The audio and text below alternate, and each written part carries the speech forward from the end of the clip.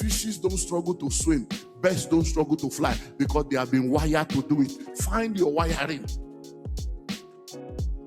So what they can do, people are ignorant of what they can do. Listen to me. If you rate a fish according to its ability to fly, the fish will be a failure. If you rate a bird according to its ability to swim, the bird will be a failure. The reason why many of you think you are a failure is because you are a fish trying to fly. You are operating in a realm that God didn't call you into because you think that that's what you should be doing, and now people are now marking you wrong.